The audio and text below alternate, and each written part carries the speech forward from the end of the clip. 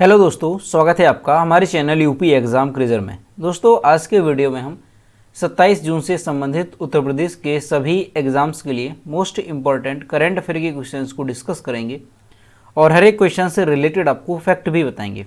और वीडियो के अंत में हम आपसे ये क्वेश्चन भी पूछेंगे जिसका जवाब आपको कमेंट बॉक्स में देना है। और अगर आपको इसकी PDF डाउनलोड करनी है तो इसकी PDF आप हमारे टेलीग्राम ग्रुप से डाउनलोड कर सकते हैं। टेलीग्राम ग्रुप की लिंक आपको वीडियो के डिस्क्रिप्शन में मिल जाएगी। और दोस्तों, ये जो Uttar Pradesh daily current affair का वीडियो है ये यूपी के सभी कॉम्पिटिटिव एग्जाम्स जैसे यूपी पुलिस हो गया, यूपी SI हो गया, इसके अलावा उत्तर प्रदेश शिक्षक भर्ती यानी सुपर टेट है, और इसके साथ ही यूपी PSC है, RO ARO, यानी उत्तर प्रदेश के जितने भी कॉम्पिटिटिव एग्जाम्स हैं सभी के लिए मोस्ट इम्पॉर्टेंट है। तो इस वीडियो को रेगुलर जरूर देखें। चलिए शुरू करते हैं। दोस्तों, यूपी लेखपाल के लिए अगर आपको ग्रामीण प्रवेश की ई-बुक डाउनलोड करनी है तो इसकी लिंक आपको वीडियो के डिस्क्रिप्शन में मिल जाएगी, वहां से आप इस ई-बुक को डाउनलोड कर सकते हैं।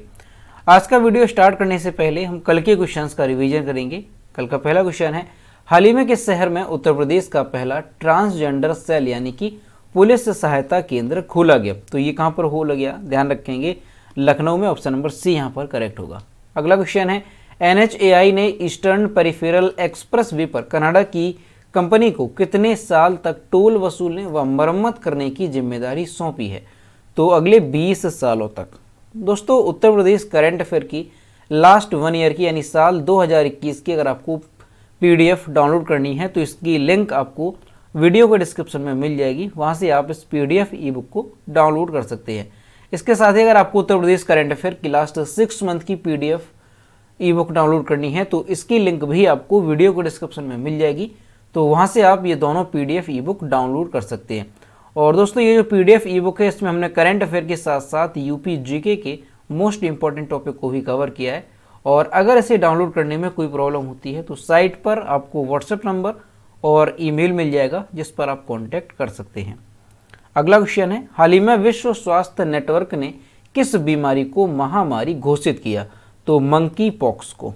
अगला क्वेश्चन है, हाल ही में किस देश में दुनिया की सबसे बड़ी मीठे पानी की मछली मिली है? तो ये कहाँ पर मिली है, ध्यान रखेंगे, कंबोडिया में। अगला क्वेश्चन है, भारतीय ड्रोन स्टार्टअप गरुड़ एरोस्पेस किस देश में अपना पहला एरोस्पेस प्लांट स्थापित करने जा रहा है? इसका जो करेक्ट आंसर है वो है ऑप्शन नंबर B, मलेशिया में। अगला क्वेश्चन है, अंतर्राष्ट्रीय नाविक दिवस कब मनाया जाता है? तो 25 जून को जो है ये मनाया जाता है। अगला क्वेश्चन है, एशियाई साइकिलिंग चैंपियनशिप में रजत पदक जीतने वाले पहले भारतीय कौन बने? तो ध्यान रखेंगे, एशियाई साइकिलिंग चैंपियनशिप में रजत पदक जीतने वाले पहले भारतीय बने हैं रोनाल्डो सिंह। अगला क्वेश्चन है, Ookla speed test global index मई 2022 में भारत किस स्थान पर रहा? तो इंटरनेट की जो स्पीड है उसके मामले में जो हमारा देश भारत है 115वें स्थान पर है। अगला क्वेश्चन है, हाल ही में किसके द्वारा नई दिल्ली में ज्योतिर्गमय उत्सव का शुभारंभ किया गया? इसका जो करेक्ट आंसर है वो है ऑप्शन नंबर A, संस्कृति मंत्री जो हैं G किशन रेड्डी, इनके द्वारा जो है ज्योतिर्गमय उत्सव का शुभारंभ किया गया है। तो दोस्तों, ये थे कल के क्वेश्चंस जिसका हमने रिवीजन किया। अब हम शुरू करते हैं आज का सेशन। आज का पहला क्वेश्चन है, भारत में निर्यातक राज्यों की सूची में उत्तर प्रदेश किस स्थान पर रहा? इसका जो करेक्ट आंसर है वो है ऑप्शन नंबर C, 5वें स्थान पर। दोस्तों, वित्त वर्ष 2021-22 के आंकड़ों के अनुसार जो हमारा प्रदेश है उत्तर प्रदेश, ये जो है देश का 5वां सबसे बड़ा निर्यातक राज्य बन गया है। निर्यात के मामले में अगर देखा जाए कि पहले स्थान पर कौन सा राज्य है तो ध्यान रखेंगे, गुजरात ये जो है पहले नंबर पर आता है, महाराष्ट्र ये दूसरे नंबर पर आता है, और तमिलनाडु ये तीसरे नंबर पर है, और कर्नाटक जो है ये चौथे नंबर पर आता है, जो कि उत्तर प्रदेश से आगे है, और उत्तर प्रदेश ये 5वें नंबर पर आता है। इस समय अवधि में वैश्विक महामारी कोरोना के बावजूद निर्यात में 30% की वृद्धि हुई है।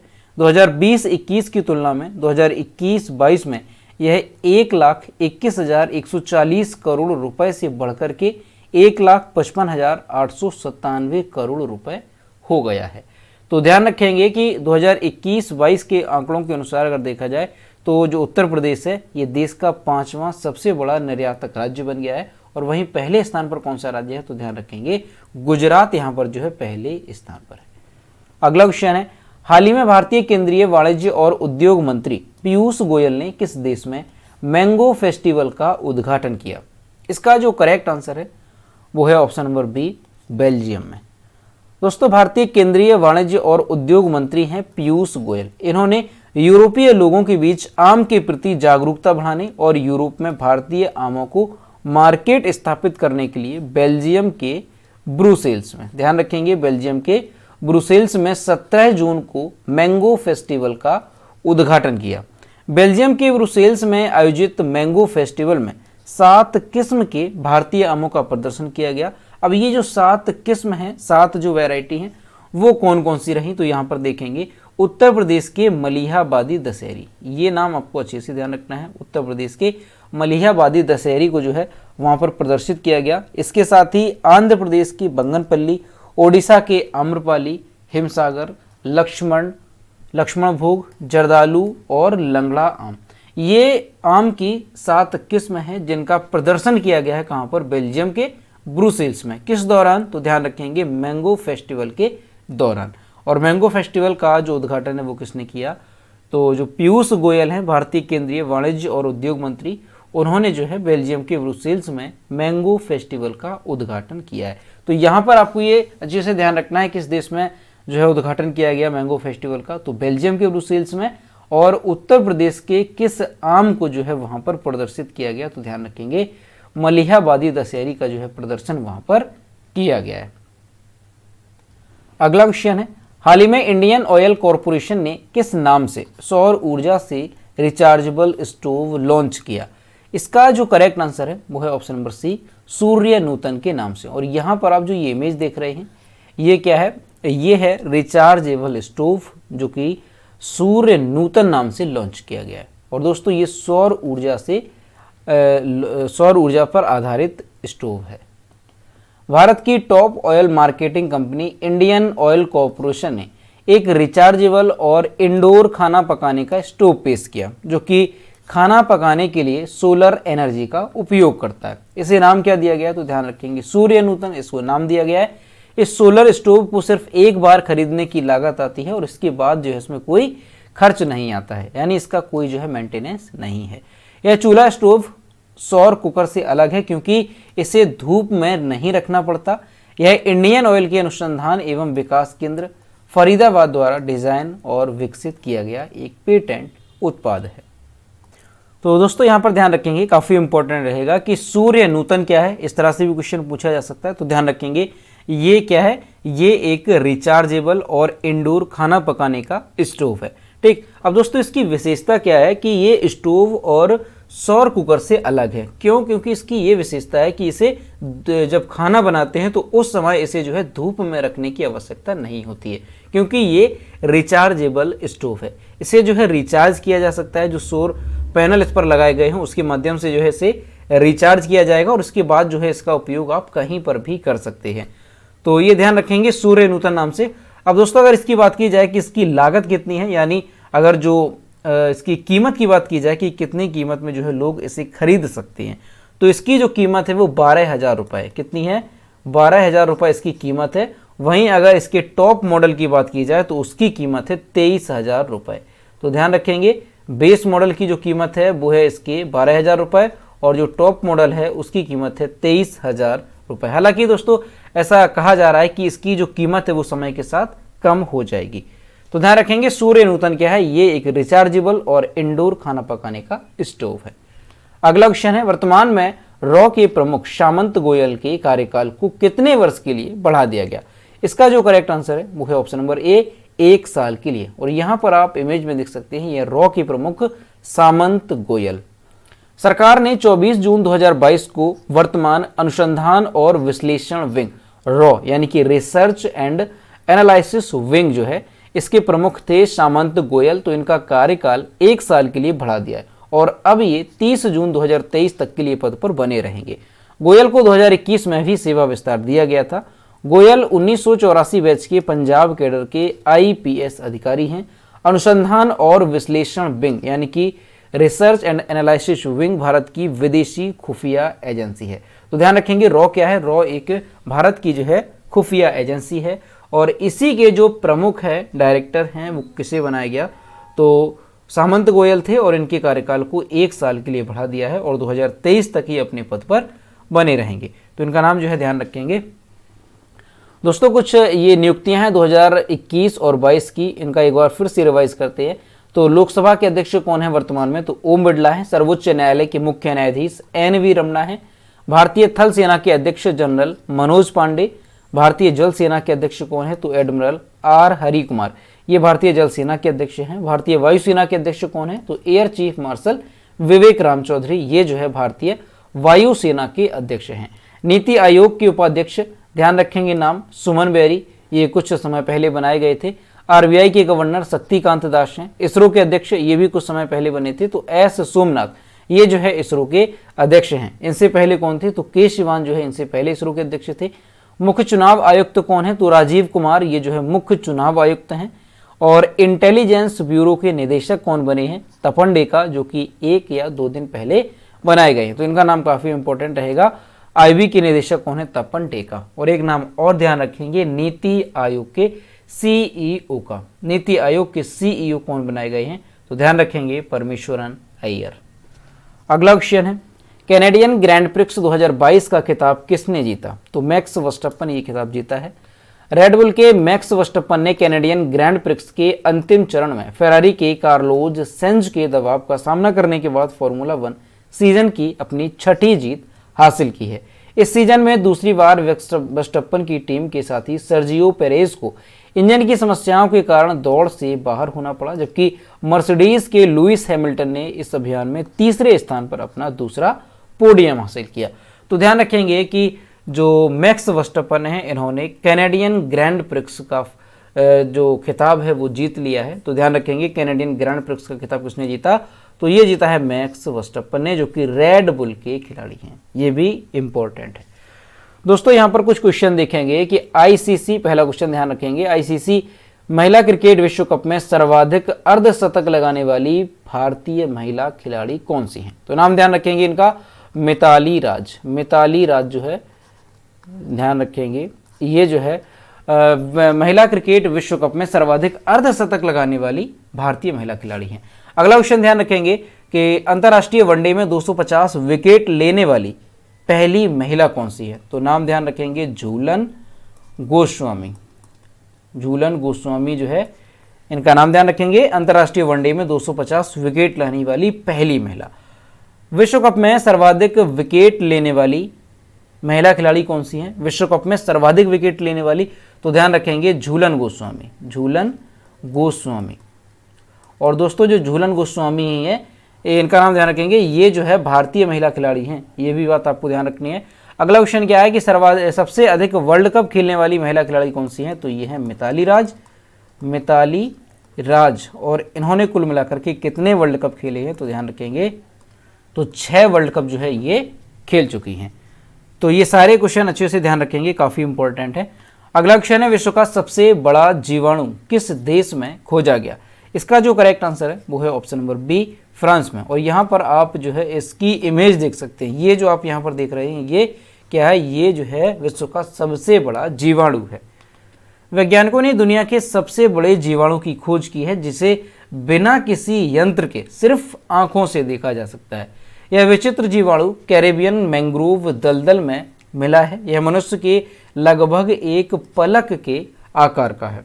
इस बैक्टीरिया को थियोमार्गरिटा मैग्निफा नाम दिया गया है, जो ज़्यादातर जीवाणुओं की तुलना में 5000 गुना विशाल है। यानी दोस्तों जो आमतौर पर जीवाणु होते हैं उसकी तुलना में ये 5000 गुना बड़ा है, जबकि अब तक जितने भी विशाल बैक्टीरियाओं की जानकारी मिली है उनसे भी यह 50 गुना ज़्यादा बड़ा है। यानी अब तक जो सबसे बड़ा बैक्टीरिया था उसकी तुलना में भी ये 50 गुना ज़्यादा बड़ा है। इस जीवाणु का पहला उदाहरण कहाँ पर मिला था, तो जिसका ये पहला जो उदाहरण है वो मिला था कहाँ पर, ग्वाडेलोप के द्वीप समूह मैंग्रोव में। ठीक है, ये मिला था। और कब मिला था, तो 2009 में मिला था।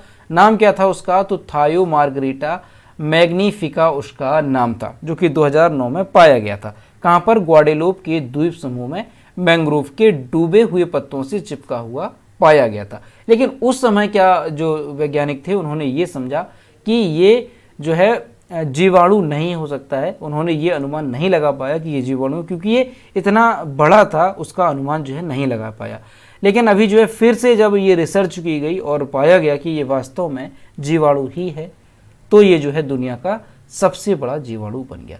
तो ध्यान रखेंगे कहाँ पर पाया गया, तो ये कैरेबियन मैंग्रोव दलदल में पाया गया। और दोस्तों जो मैंग्रोव दलदल है ये कहाँ पर है, तो ये जो है फ्रांसीसी विदेशी क्षेत्र है ग्वाडेलूप द्वीप समूह का। तो ये भी आप यहाँ पर ध्यान रखेंगे, ठीक है, जो कि और इसका नाम भी ध्यान रखेंगे, काफ़ी इंपॉर्टेंट है, थियो मार्गरीटा मैग्निफा इसका नाम है।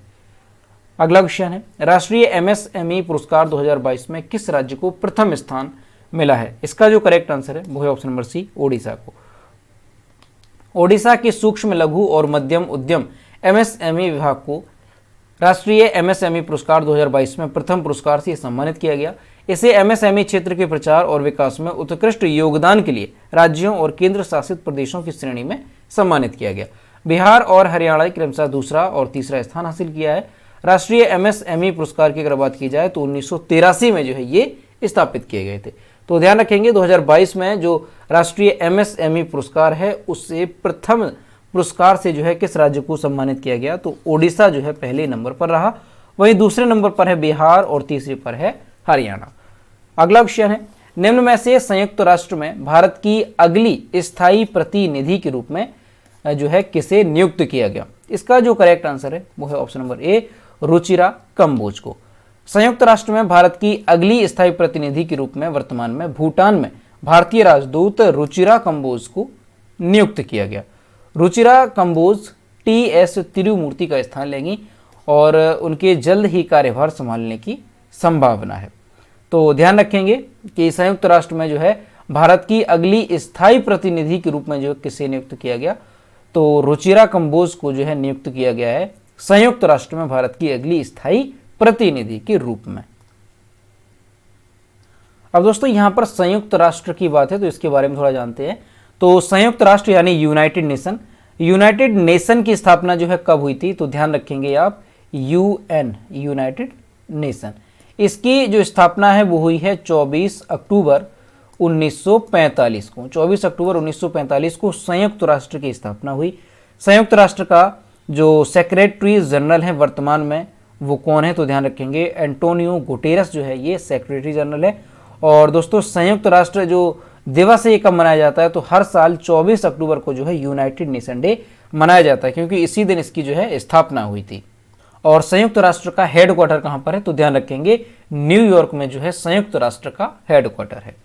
अगला क्वेश्चन है, हाल ही में हमजा आब्दी बर्रे किस देश के नए प्रधानमंत्री बने? इसका जो करेक्ट आंसर है वो है ऑप्शन नंबर बी, सोमालिया के। और यहां पर जो है आप इनकी इमेज भी देख सकते हैं। सोमालिया के राष्ट्रपति हसन शेख मोहम्मद ने जुबलैंड राज्य चुनाव आयोग के पूर्व अध्यक्ष हमजा अब्दी बर्रे को प्रधानमंत्री नियुक्त किया है। अर्ध स्वायत्त राज्य जुबालैंड के 48 वर्षीय हमजा अब्दी बर्रे ने मोहम्मद हुसैन रोबले की जगह ली है। उन्होंने कई सार्वजनिक और राजनीतिक भूमिकाओं में काम किया और 2011 से 2017 तक वे पीस एंड डेवलपमेंट पार्टी के महासचिव थे, जो अब मोहम्मद के नेतृत्व में शांति और विकास संघ के अग्रदूत हैं। तो दोस्तों ध्यान रखेंगे कि सोमालिया के जो नए प्रधानमंत्री बने हैं वो कौन बन गए हैं, तो हमजा अब्दी बर्रे ये जो है नए प्रधानमंत्री बन गए हैं, कहाँ के, सोमालिया के। और सोमालिया के राष्ट्रपति कौन है, तो हसन शेख मोहम्मद सोमालिया के राष्ट्रपति है। और दोस्तों सोमालिया से ध्यान रखना है, सोमालिया की राजधानी क्या है, तो मोगादिशु सोमालिया की राजधानी है। और सोमालिया की मुद्रा क्या है, तो सोमाली शिलिंग सोमालिया की मुद्रा है। और प्रधानमंत्री राष्ट्रपति का नाम भी यहाँ पर आप याद रखेंगे। अगला क्वेश्चन है, हाल ही में इजराइल और किस राज्य सरकार ने क्षमता निर्माण एवं एकीकृत जल संसाधन प्रबंधन में एक संयुक्त घोषणा पर हस्ताक्षर किए? तो हरियाणा ने जो है इजराइल के साथ संयुक्त घोषणा पर हस्ताक्षर किए हैं। हाल ही में इजराइल और हरियाणा सरकार ने क्षमता निर्माण और एकीकृत जल संसाधन प्रबंधन में एक संयुक्त घोषणा पर हस्ताक्षर किए। जल सुरक्षा हमेशा से द्विपक्षीय संबंधों का एक महत्वपूर्ण स्तंभ रहा है। इस समझौते के तहत इजराइल अपनी सबसे उन्नत और अत्याधुनिक जल प्रौद्योगिकियों, विशेषज्ञता और जानकारी को हरियाणा सरकार के साथ साझा करेगा। इस समझौते के बाद दोनों देशों के बीच रणनीतिक संबंधों को बढ़ाने के लिए इजराइल भारत में अपने सभी भागीदारों के साथ मिलकर काम करेगा। तो दोस्तों ध्यान रखेंगे कि हाल ही में इजराइल और भारत का जो हरियाणा राज्य है इसने क्षमता निर्माण और एकीकृत जल संसाधन प्रबंधन में संयुक्त घोषणा पर हस्ताक्षर किए हैं। तो ध्यान रखेंगे किस राज्य ने? हरियाणा ने। अब दोस्तों हरियाणा की बात है तो हरियाणा से संबंधित कुछ इंपॉर्टेंट क्वेश्चन देखते हैं। तो पहला क्वेश्चन ध्यान रखेंगे, भारत का पहला विश्व शांति केंद्र जो है ये कहां पर स्थापित किया गया? तो हरियाणा के गुरुग्राम में। ध्यान रखेंगे हरियाणा के गुरुग्राम में जो है ये स्थापित किया गया। अगला क्वेश्चन है, भारत का पहला हेली हब जो है ये कहां पर स्थापित किया गया? तो ये भी हरियाणा के गुरुग्राम में स्थापित किया गया, गुरुग्राम में स्थापित किया गया। अगला है कि भारत का पहला ग्रेन एटीएम, तो ये भी कहां पर है? गुरुग्राम में। गुरुग्राम में स्थापित किया गया भारत का पहला ग्रेन एटीएम, यानी कि अनाज का जो एटीएम था वो गुरुग्राम में ही स्थापित किया गया। एशिया का सबसे बड़ा सोलर प्लांट जो है कहां पर स्थापित हुआ? तो हरियाणा के मानेसर में। हरियाणा के मानेसर में जो है एशिया का सबसे बड़ा सोलर प्लांट स्थापित किया गया। और किसने किया? तो जो मारुति सुजुकी है इसने स्थापित किया है। अगला ध्यान रखेंगे, मातृ शक्ति उद्यमिता योजना किस राज्य से संबंधित है? तो ये हरियाणा से संबंधित है। मुख्यमंत्री बागवानी बीमा योजना ये भी हरियाणा से संबंधित है। चारा बिजाई योजना ये भी हरियाणा से संबंधित है। और ई अधिगम योजना ये भी हरियाणा से संबंधित है। तो ये चारों योजनाएं जो कि काफ़ी प्रमुख है, ध्यान रखेंगे ये हरियाणा से संबंधित है। मातृ शक्ति उद्यमिता योजना, मुख्यमंत्री बागवानी बीमा योजना, चारा बिजाई और ई अधिगम। और ये कुछ क्वेश्चन भी मोस्ट इम्पॉर्टेंट है। तो दोस्तों ये थे 27 जून से संबंधित उत्तर प्रदेश के सभी एग्जाम्स के लिए मोस्ट इंपॉर्टेंट करंट अफेयर के क्वेश्चन जो कि हमने डिस्कस किए। अब हम देखते हैं कल के वीडियो का क्वेश्चन जो हमने आपसे पूछा था। तो ये है कल की वीडियो का क्वेश्चन जो हमने आपसे पूछा था कि हाल ही में NIA के नए महानिदेशक कौन बने? तो इसका जो करेक्ट आंसर था वो ऑप्शन नंबर ए था, दिनकर गुप्ता। और लगभग सभी स्टूडेंट्स ने इसके सही जवाब किए। और मैं आपसे हर रोज़ कहता हूँ कि जो भी क्वेश्चन आपसे पूछा जाए तो सभी लोग क्वेश्चन का आंसर जरूर किया करो। तो ये रहा आज का क्वेश्चन, नीति आयोग के नए CEO कौन बने? तो इसका जो भी करेक्ट आंसर है वो आपको कमेंट बॉक्स में बताना है। तो दोस्तों अगर आपको आज का वीडियो पसंद आया हो तो वीडियो को लाइक करें, अपने दोस्तों के साथ इसे शेयर करें। और अगर अभी तक हमारे चैनल पर नए हैं तो चैनल को सब्सक्राइब करना ना भूलें। साथ ही बेल आइकन को भी प्रेस करें ताकि टाइम टू टाइम नोटिफिकेशन आप तक पहुंचता रहे। तो मिलते हैं नेक्स्ट वीडियो में। Thank you.